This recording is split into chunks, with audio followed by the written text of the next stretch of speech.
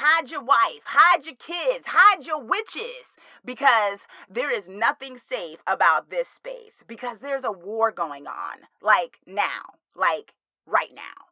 Season 2, Episode 1, Charmed, Safe Space. I'm giving my review, breakdown thoughts, ship talk, and my predictions.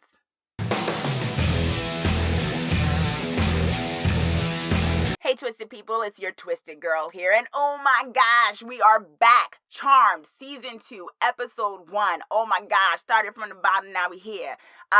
Started from the top, because I think Season 1 was also very great, but I'm so excited for Season 2 of Charmed.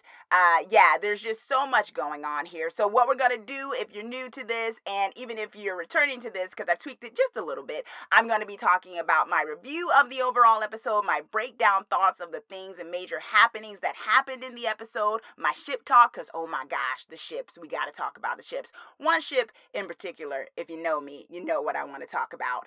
Hey C, oh yeah, hey C. And finally, my predictions for the season and overall the next episode. So overall, the opening of Season 2 just showed us that we are in store for a different kind of show. A show that definitely has the foundation of the characters that we've come to love. The power of 3, no, the power of 4, because you know Macy had to include her boo, Harry.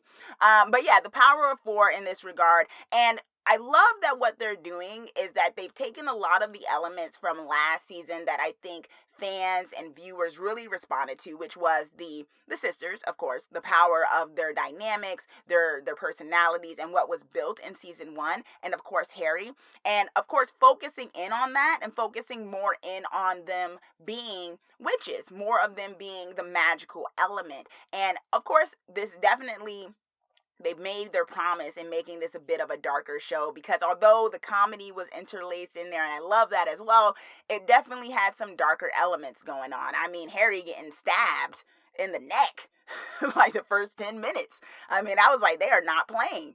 And so I really appreciated that, because, you know, we're not going to get too much into it, because this is not going to be a whole season of me telling people, let the old show be what it was, and appreciate that. Because if you're still watching by Season 2 and you're still trying to compare this to the old Charmed, it's kind of like, are you just hate watching because you got nothing better to do? I don't know.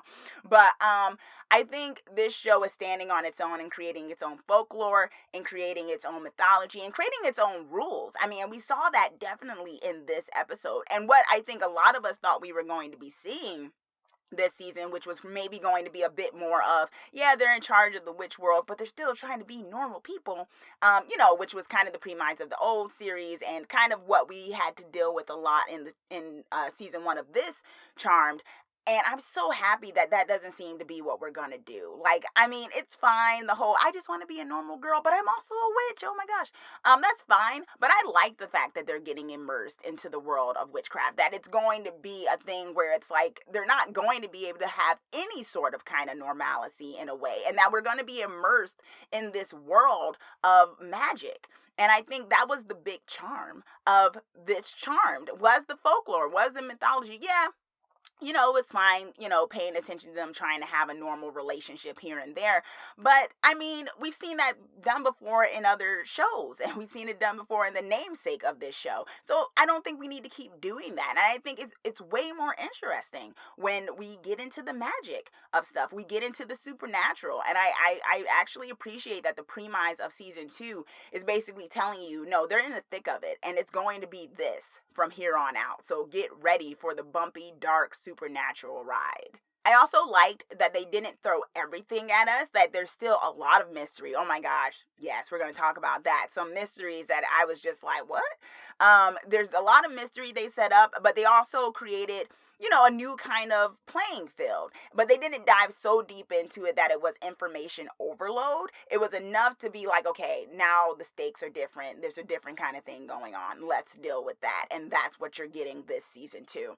So I appreciated that, because I think that's a great opening. It makes you anticipate, like, where is this going? It's kind of like last season, like, oh, they're witches and they're trying to be normal. So that's kind of what we'll see for most of this season. But now it's like, whoa, what are they doing? Everyone thinks they're they're dead or they're in witchness protection. Two of them don't have their regular powers. Like, what's gonna happen here? And like, there's a war going on. So it was like, wow, this really, it just throws you off your equilibrium and just is like, okay, wow, I'm ready. This is kind of scary because I don't know what's gonna happen. Like, the rules have changed. And I appreciated that. It's so bold that they did this. So I'm so excited for this season 2. Witchness protection and war.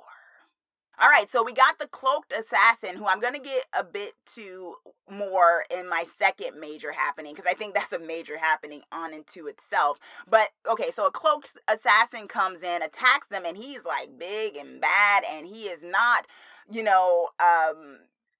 falling privy to like their whole thing of their magic, which is crazy, right? Like, how is this person so powerful to the power of 3? Oh my gosh.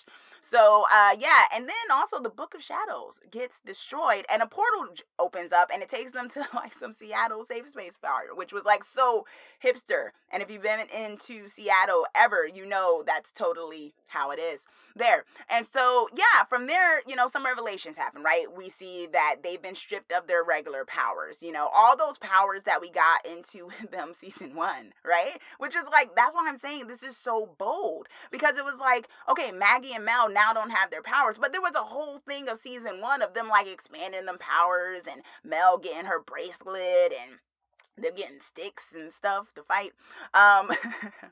Yeah. And so Macy didn't get anything.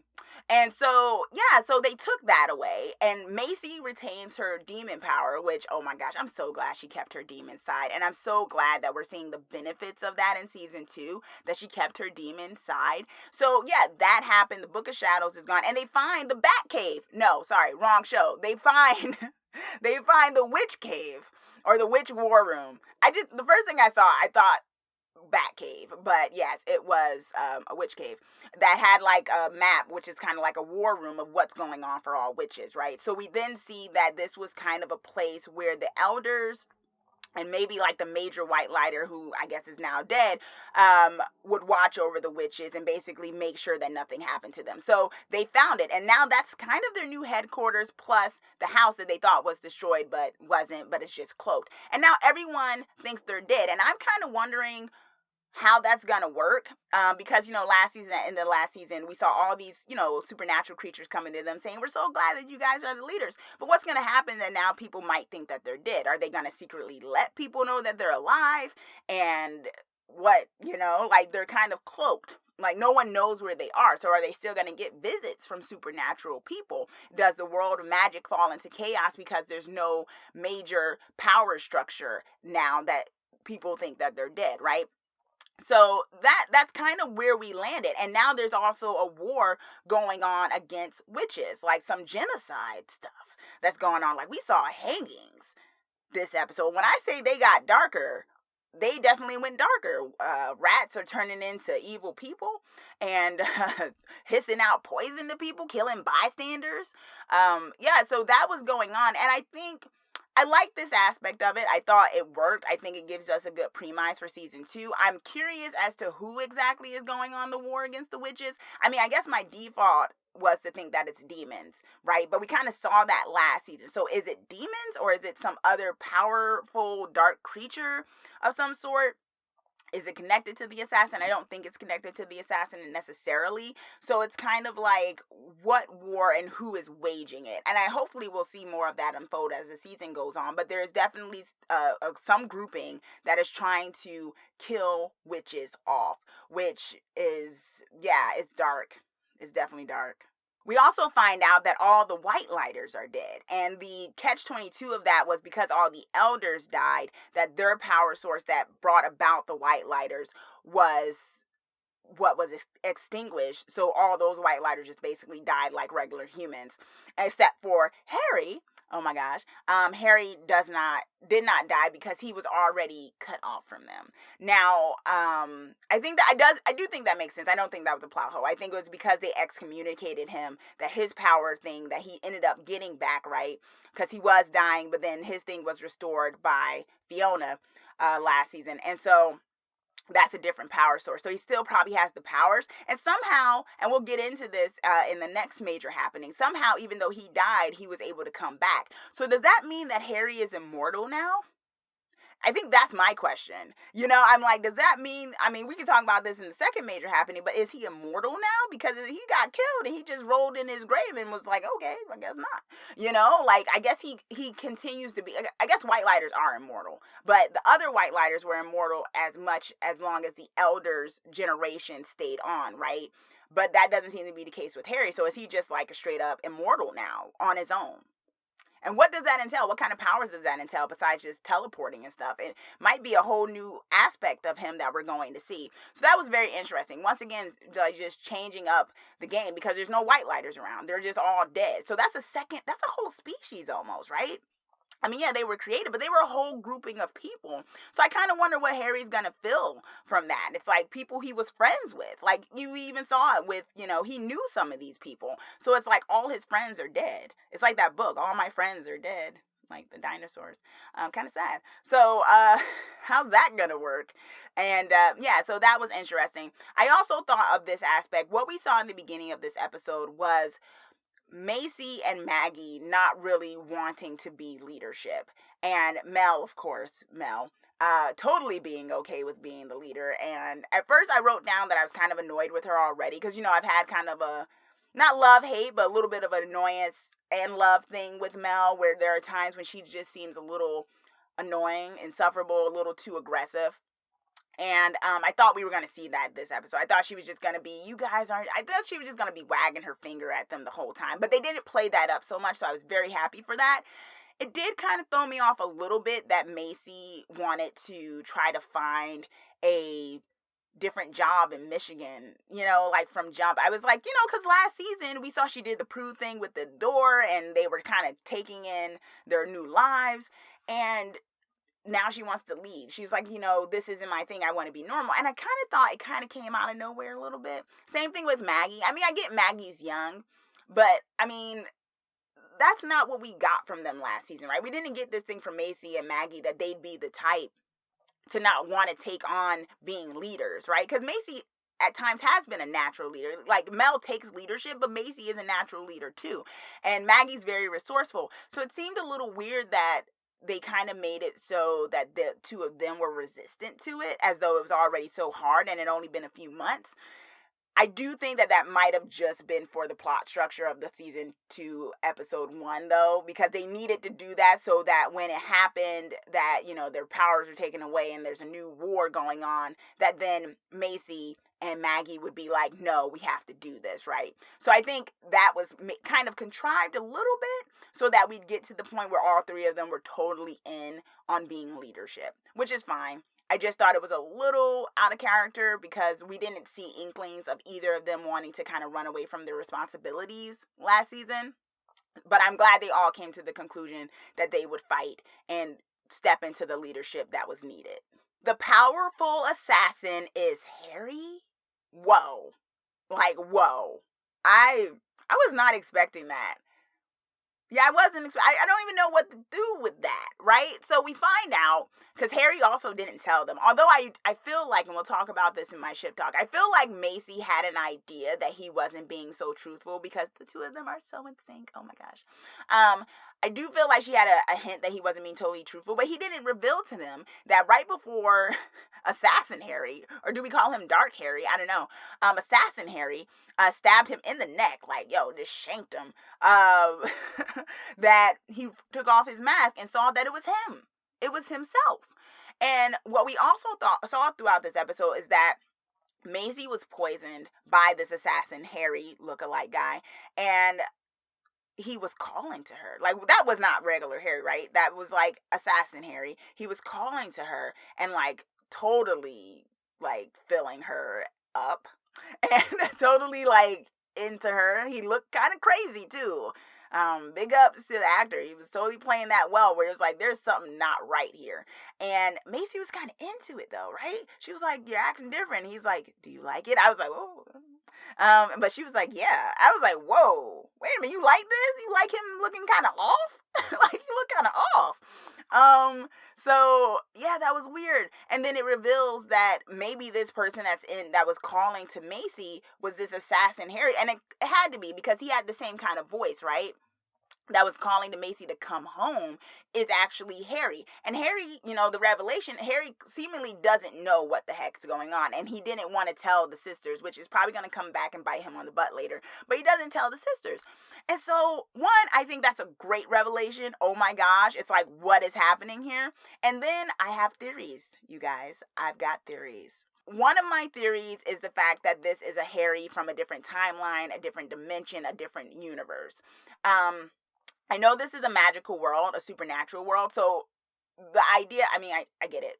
DC Comics, if you pay attention to DC Comics, there's like multiple Earths. So the first thing I thought was like, oh, this is a different Earth, Harry, right? But then I'm like, no, we're not in the DC Comics world. So is there a different Earth? Or like, no, right? Because it's supernatural, everything's connected. But I do think maybe there's different realities, right? Maybe there's a reality. Macy literally created different realities last season, right? She literally created different realities where there was different things going on with each of them. So the question then is, did one of those realities stay? Did a Harry get created from that reality? A Harry that was a darker Harry, and maybe him and Macy in that reality were together? Maybe there's a reality where Macy accepted her dark demon side and relished in it, and maybe Harry was a dark white lighter and the two of them were together in some reality, right? And then maybe something happened, and then this dark Harry, assassin Harry, is looking for his Macy again, and he sees that in her, and he's found her and he wants her back. That's one of my theories, that in some way, I don't know if it's a different dimension, I don't know if it's a different world, I don't know if it's a different reality that maybe Macy inadvertently created when she had her powers. I don't know. But one of my theories that this is actually Harry, but from a different time, because he is immortal too, from maybe a different time, a different universe, a different dimension of some sort. And in that time, universe, dimension, whatever, he took a path of darkness. And maybe in that same time, we had a Macy, because we always knows that she's, half demon. Maybe she took that path too, and they were together. And maybe something happened that his version of her died, and now he wants her back, and he's going through it with this Macy. And I'll talk a little bit about that more with the ship talk. But I do think that maybe that's why she's connected to this guy, because he was clearly all up in her mind. And he kept saying, come home. He's like, it's time to come home to her, not to the other girls, right? And you could say, well, he poisoned her. He just wants her to come back so he could kill her. But it's like, why is he going specifically after them, right? Why the power of three? What is going on? And why is he telling Macy to come home? Because at the end of the episode, they went back to their regular home. I think there's a different home this guy is talking about. I think it's a home that he had with a dark version of Macy. I think in some universe or whatever, the two of them were some totally awesome. I could just imagine them both in leather, like a totally awesome bad duo together, and like maybe wreaked havoc on everybody as a dark duo. And maybe he lost his Macy and he wants her back. But of course, that's not his Macy. That's our Harry's Macy. But I do think there's some aspect of going on with that. My second theory, because I've got two, y'all. My second theory is more leaning on what I've learned from Sailor Moon, being a Sailor Moon fan. Big ups to all the Sailor Moon fans who might get where I'm going with this.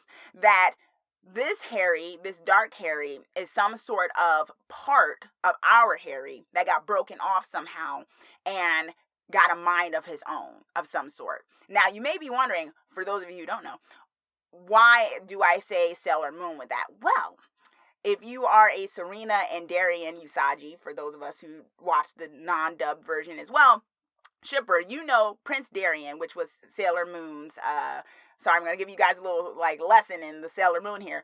They were together, and Prince Darian, or Darian's alter ego, was Tuxedo Mask. But when Darian got hurt, and Tuxedo Mask was the one who would protect Sailor Moon, mainly Sailor Moon, but also her friends. But he was mainly protecting Sailor Moon.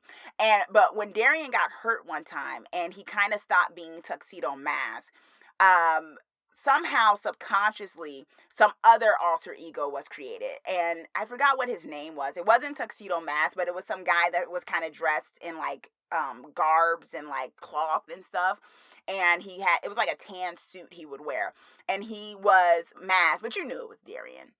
and he was protecting them. Now, everyone figured this was just Darian, like, just with a different mask on, and he was just decided he didn't want to be tuxedo mask. But in reality, Darian didn't know about this other aspect of him, and it was explained later that when something happened to Darian, I think when he was taken into the Dark Crystal or something like that, when something happened to Darian, a part of him broke off, and when he could no longer protect Serena, this part of him, like, got a kind of a mind of its own and protected her, like kind of just functioned on its own to do what Darian couldn't do at the time. So now, do I think it's exactly like that? No, because clearly this guy was trying to kill her sisters. That's not what he was doing in Sailor Moon. I do think it might be an aspect of that, that maybe this is some chism, some aspect of Harry in the midst of everything that happened, because he went through a lot last season too, right? He lost his powers, then he gained his powers. He got some powers from some other cosmos and stuff. That maybe this might be some part of him that broke off or whatever. Maybe that's also why that guy seemed like he wasn't all there, and is now kind of got a mind of its own and wants to live his life as himself, as whole, and is trying to get Harry out the way and trying to get Macy, because we all know our original Harry is in love with Macy, I think, and so that part of him is still in love with Macy but wants it for himself, something like that. And this isn't unheard of, this kind of story. I know it sounds far out there, but it's actually been done before. I think The Flash also did it in some regard, if you watch The Flash, with the parts of Barry creating himself and that part kind of getting out and wanting to do its own thing. So maybe that might be an aspect of it too, where Harry broke off, a part of him broke off and got a mind of its own, and it was kind of a dark part.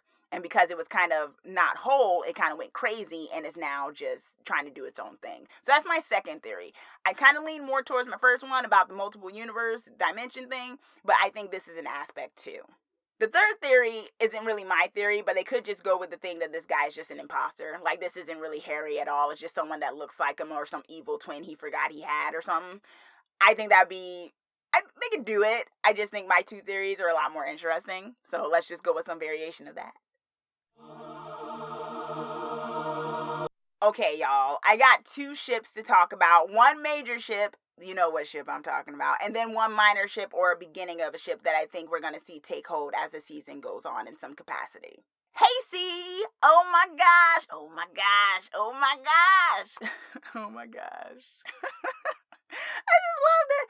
Oh man, I just so love, and this is big ups to the charm writers and those who are the powers that be, that they really listened in some regard to the things that people responded to in season 1 to then bring it over to season 2. I know some people got some feelings about how Galvin went out, big ups, rest in peace, Galvin. I know some people have some issues with that, and they might have wanted Macy to have something different. I love the fact that they seem to be building some weird, it's kind of weird, right, with this second Dark Harry and some epic love story perhaps that's going on with Harry and Macy with whatever connections they're having. But I love that they responded to what some people were feeling, which people were seeing the chemistry between these two characters, the two actors. And they seem to be following through on it and giving them their own kind of thing. And oh my gosh, I love it. And I love the hints that we got. Not just with Macy's reception to Dark Harry, because she was feeling his psycho side. And I think I'm gonna say that was the dark demon part of her that kind of likes it dark. And so this is once again why they'd work so well. I mean, if that is a part of him and her dark part, but not even just that, the real Harry, our Harry and her, like, she didn't want to leave him when she was about to jump into the portal. The two of them, Mel and Maggie, bounced, and then she saw that Harry was staying behind, and she was like, I'm not leaving you, and then when she sees him later, the hallucination, when she has not really a hallucination, I think Dark Harry actually came to her, and she says, I was so worried about you. She didn't say, we were so worried about you. She was like, I was so worried about you, and so I love the fact that they are showing us hints that Macy has similar feelings that maybe she never, with Galvin around, she never got a chance to think about, right? You get used to this guy, you think, oh, he's our white lighter and everything like your sisters are, but in reality, just like he has some romantic feelings for you, you might have romantic feelings for him that you just aren't unpacking, right? We all, we've all had those things sometimes where we just don't unpack stuff. We just kind of, take what it is. And now maybe certain things may happen this season that will make her have to unpack it, especially this thing with this Dark Harry guy who's definitely clearly feeling Macy in some way. And I'm sticking with my theory that in some reality, this Dark Harry had a Dark Macy, and he wants his Macy back, and he's just like, I want her back, and I don't care if this is y'all Macy, I'm bringing her home to me. That's where I'm going with this. But even if not, just the idea that some dark part of Harry or some darker entity that's like Harry, clearly is drawn to Macy just shows the kind of cosmic epicness that they're building with this ship, and I appreciate it, and I'm here for it. I love that when Harry went to go heal Macy and he thought she wasn't waking up, he was very distraught. He was like, no, don't leave me type thing. And I just love that they're doing that from out the gate. They're letting us know from out the gate. We're giving many of you what you wanted in this epic love story, because I think that was what was missing for me last season. Like, I know they were trying to do that with Maggie and Parker, but it wasn't landing for me. One, because Maggie's so young, and I think they just went from 0 to 60 so quickly with that ship that I couldn't believe the epicness of it, and they were trying to make it epic, but I didn't think it landed as well. But I think with the foundation they have for Macy and Harry, that there is a foundation to build something really epic with them, that we can go on the journey with them, and we won't feel like it's too quick. And so I'm really happy that we're getting that, although I think it's going to be so much angst. Oh my gosh. Are y'all ready for the angst? Because there is going to be so much angst. Man. I mean, she got the dark part demon of her. She might start falling for this dark Harry dude who's not necessarily Harry. It's going to get weird. It's going to get weird. It's going to get awesome. It's going to get angsty. And I'm here for it. I don't know if y'all are. It's going to be rough. I'm just saying, y'all. Hasty shippers, be ready. It's going to be rough. It's going to be some good quality angst, because we all love good angst with a good ship. But it's going to be rough. I just sense it. It's going to be some conflicting feelings going on, but I'm here for it. Maggie and Jordan, right? Like, Maggie and Jordan, the medic guy who also, like, just happens to work at a gym.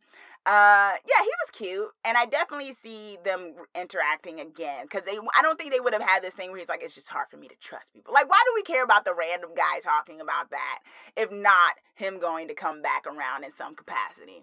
So I think we're going to get a Maggie and Jordan sort of thing. Do I think he's going to be long for this world for her? Probably not. I think in some regard, Parker may come back eventually, and that's going to be the conflict. I think what's going to happen with Maggie is she's going to semi-move on, and then just as she's ready to kind of join something with someone else, Parker may come back, and there is your conflict with the two of them.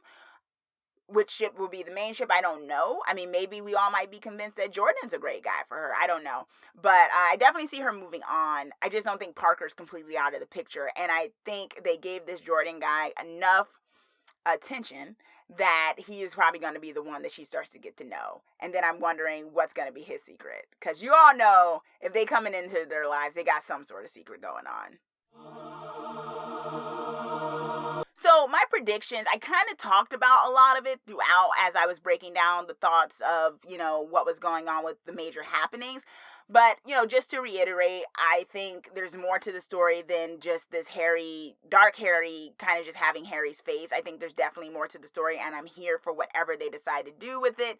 Hopefully it's not going to be just he's an impersonator kind of guy thing. I definitely think there's a bigger story, and it involves Macy. I'm putting it in. I'm putting my money in the ring to say I think this is a story of some epic time, space, dimension, multiple universe. Harry and Macy are always together kind of aspect thing they might be doing. And this one is just a dark Harry. So that's one of my predictions for the season. My other prediction is that they will eventually get their powers back once they decipher that new book. And hopefully there'll be some cooler spells and stuff in the new book. But they will, I don't think we're going to have a whole season of Maggie and Mel not having any powers and Macy only having her demon side. Although I see this season happening where maybe Macy can hone her demon powers, like the fire and everything. I thought that was so awesome. And so I think she's going to hone her demon side a bit more. And I think what we're going to see with Mel and Maggie is that they're going to get their powers back. At least that's my prediction for at least immediate next episode. Okay, y'all, so that is my review, breakdown, ship talk, predictions for Season 2, Episode 1 of Charmed Safe Space. It's gonna be a crazy ride. I am so excited. I mean, episode, I mean, it wasn't like a lot was happening, but enough happened to get you really going for it. I am so excited, and I want to know your thoughts as well. Like, what are you thinking about the opening of season 2? What are you thinking of my predictions when it comes to Dark Harry? Do you have your own predictions? Let me know. Let's talk about this, y'all. Comment down below with your thoughts. Also, let's talk about some ship talks. Do you think Parker's going to come back sooner rather than later? Do you think they're building some epic love story with Harry and Macy? They better be, because it's so epic already. Yes, let me know. Comment down below. Let me know your thoughts. And also, be sure to subscribe. And also, be sure to press that bell, chime, whatever it is, so that you are the first to know when I post my videos of all things dark fantasy and horror. Thanks for watching, y'all, and exploring these twisted thoughts with me.